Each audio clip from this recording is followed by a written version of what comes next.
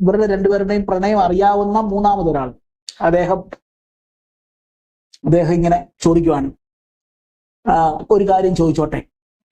ചോദിക്കും. കാണാതിരിക്കാനും മിണ്ടാതിരിക്കാനും കഴിയുന്നുണ്ടോ നിനക്ക്? ഉണ്ടല്ലോ. അതെങ്ങനെ സാധിക്കുന്നു?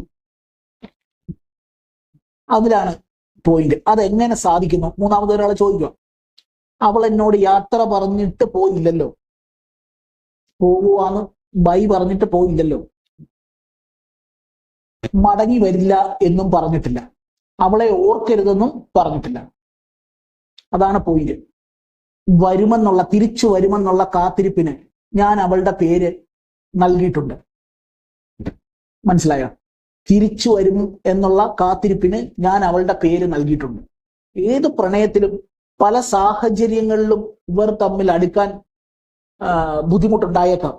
അങ്ങനത്തെ സാഹചര്യങ്ങൾ ഒരുപാടുണ്ട് നമ്മുടെ നാട്ടിൽ. അപ്പോ അത് പ്രകൃതിയിലുള്ളതാണ് അങ്ങനെ.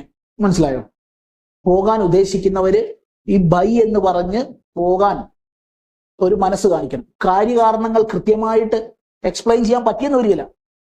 എങ്കിൽ പോലും ഒരു വരിയിലെങ്കിലും അത് മറ്റുള്ളവർക്ക് മനസ്സിലാകുന്ന വിധത്തിൽ അത് കൈകാര്യം ചെയ്യും. ഇത് ചിലപ്പോൾ കേൾക്കുന്നവർക്ക് ചിലപ്പം അപ്പം നിയന്ത്രിക്കാൻ പറ്റിയെന്ന് വരികയില്ല. അതൊക്കെ ശരിയാണ്. പക്ഷെ എന്തായാലും അത് പിന്നീട് കാലം അതെല്ലാം ആ മുറിവുകളെല്ലാം മാറ്റിക്കൊള്ളും. അത് നമ്മൾ അറിയേണ്ട കാര്യമില്ല. അതാണ് പ്രകൃതി. രണ്ടുപേരുടെ ഇടയിൽ നിന്ന് ഒരാൾ പോകുവാണെങ്കിൽ ബൈ പറഞ്ഞിട്ട് പോകണം. അത് വ്യക്തമാക്കുന്ന വിധത്തിൽ, മനസ്സിലായോ? അത് വ്യക്തമാക്കുന്ന വിധത്തിൽ ബൈ പറഞ്ഞിട്ട് പോകണം.